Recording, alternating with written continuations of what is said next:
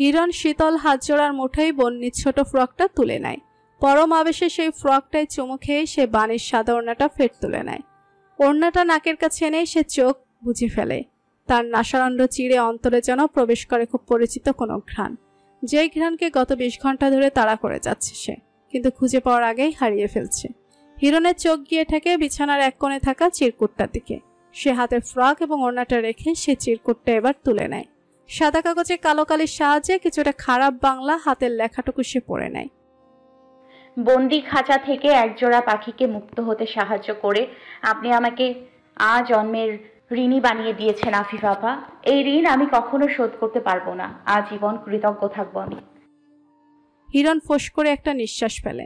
বাণী যেন দিন দিন বোকামির মাত্রা ছাড়িয়ে যাচ্ছে। এ কেমন অদ্ভুত বোকামি! হিরণ অস্ফুটে বলে ওঠে, দুর্বল ডানার পাখি নিচের সীমানা অতিক্রম করে উড়ে বেশি দূর যেতে পারে না। তোমাকে নিজের ঠিকানায় ফিরতে হবে। কথাটুকু বলেই হিরণ রুম থেকে বেরিয়ে বাসার বাহিরে যাওয়ার জন্য অগ্রসর হয়। তখনই পেছন থেকে একজন বলে ওঠে, এই মহিলার কি করব স্যার? হিরণ এক মুহূর্তের জন্য দাঁড়িয়ে শান্ত গলায় বলে, কেউ ক্ষমা পাবে না। পড়ন্ত বিকেল তখন। জানালার কার্নিশে মাথা ঠেকিয়ে ব্যস্ত স্টেশনের পানে চেয়ে রয়েছে বাণী। উপরে তাকে দেখে শান্ত মনে হলেও ভিতরে ভিতরে সে প্রচুর ভীত। পাহাড়তলি হতে সে চট্টগ্রাম রেলওয়ে স্টেশনে এসে পৌঁছেছে সে প্রায় ঘন্টা 3 আগে। টিকিট কেটে প্রায় 3 ঘন্টা তার বসে থাকতে হয়েছে। এই 3 ঘন্টার ভেতর সে নিজের হাতের হিরের আংটি এবং গলার সোনার চেন বিক্রি করে বেশ ভালো পরিমাণের টাকার ব্যবস্থা করতে সক্ষম হয়েছে।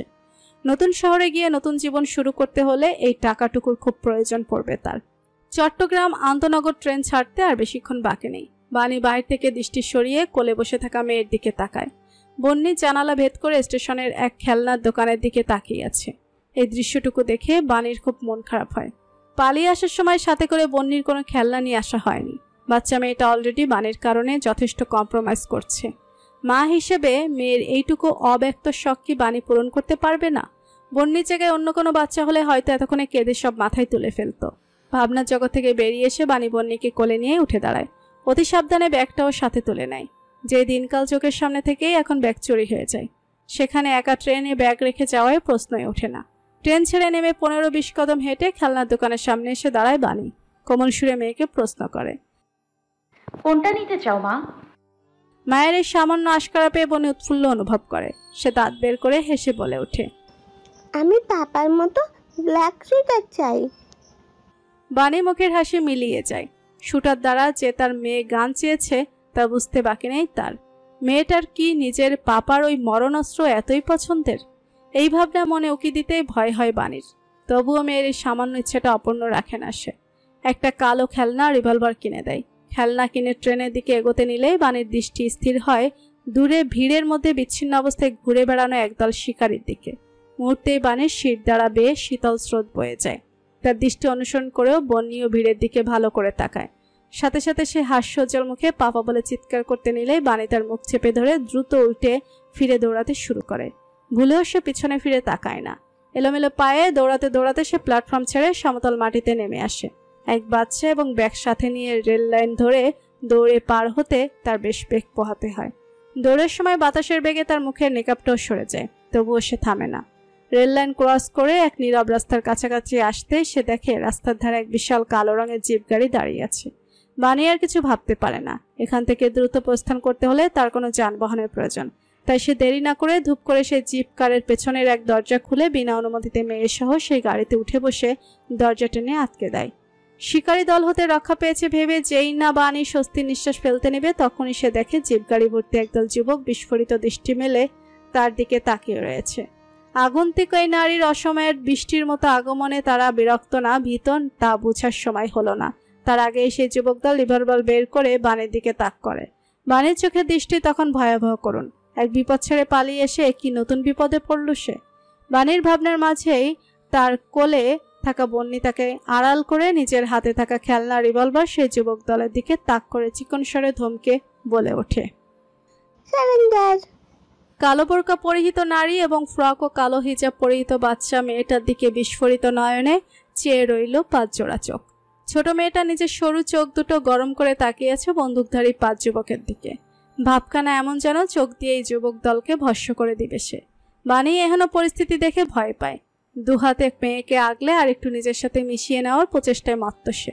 ভীতস্বরে সেই যুবক দলের উদ্দেশ্যে বলে ওঠে, সরি, আমরা চলে যাচ্ছি। বলেই সে এক হাতে কোনো মতে গাড়ির দরজা খুলে বন্নিকে কোলে নিয়ে নেমে যায়। মনে মনে আওড়াচ্ছে সে বিপদ হতে রক্ষা পাওয়ার দোয়া, কিন্তু বিপদ হতে রক্ষা পেলেও সে রাস্তার অপর পাশে দাঁড়িয়ে থাকা সুঠামদেহী পুরুষের দৃষ্টি হতে রক্ষা পায় না। নেকাব সরে যাওয়ার ফলে তার উন্মুক্ত মুখশ্রী স্পষ্ট দেখা যাচ্ছে।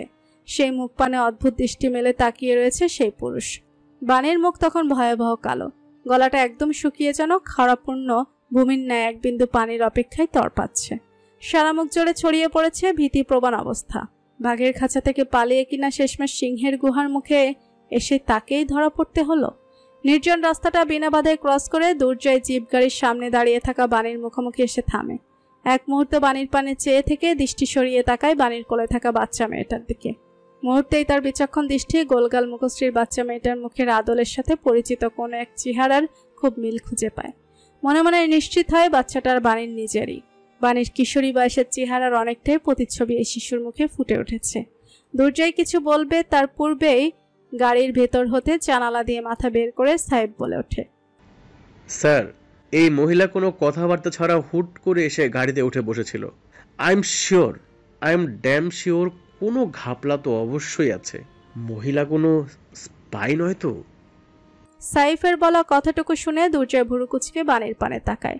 সাইফের কথার পিঠে নিজের মাকে ডিফেন্ড করে বন্নি বলে ওঠে, চুপ থাকো স্টুপিড আঙ্কেল, আমার মাম্মাম কোনো স্পাই না। ছোট বাচ্চার মুখে এরকম কথা শুনে দুর্জয় অবাক হয় না। বাণী মেয়েকে চুপ থাকার ইশারা করে বলে ওঠে, বড়দের মাঝে কথা বলাটা ব্যাড ম্যানার্স মা।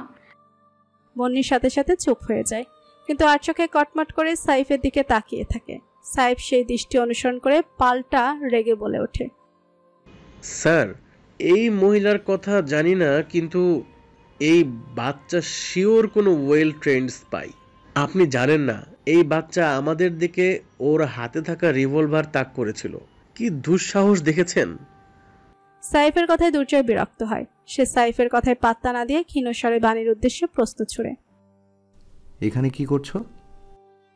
বাণী পাল্টা বলার মতো কোনো উত্তর খুঁজে পায় না, তাই সে নীরব রয়। তার এই নীরবতা দুর্জয়ের পছন্দ হয় না। এক প্রশ্ন দ্বিতীয়বার করা ওর পছন্দ নয়, তবুও সে ফের প্রশ্ন করে, তোমার স্বামী কোথায়? বাচ্চা নিয়ে একা এখানে কি করছো? বাণী শুষ্ক ঠোঁটজোড়া সামান্য ভিজিয়ে নিয়ে মনে মনে উত্তর সাজাতে থাকে। তখনই হঠাৎ তার দৃষ্টি স্থির হয় দূরে প্ল্যাটফর্ম ছেড়ে নেমে আসা হালকা ঘর্মাক্ত নীল শার্ট পরিহিত পুরুষের দিকে। কালো প্যান্টের সাথে ইন করে পরে থাকা শার্টটার হাত দুটো কোনোই পর্যন্ত গোটানো। মুখে মাস্ক পরে থাকলে ফলে তার মুখ অর্ধেকটা দেখা যাচ্ছে না, কিন্তু তার উন্মুক্ত বাজ পাখির ন্যায় চোখ জোড়া দেখতেই বাণীর বুকের ভেতর মোচড় দিয়ে উঠল। হারিয়ে ফেলল শব্দের সমারোহে সাজানো দুর্জয়ের জন্য উত্তরটা। উল্টো দিকশূন্য হয়ে সাহায্যের আবদার নিয়ে দুর্জয়ের এক হাত ধরে তীব্র উৎকণ্ঠা নিয়ে বলে ওঠে, সাহায্য করুন দয়া করে, এই মুহূর্তে এখান থেকে অন্য কোথাও নিয়ে চলুন।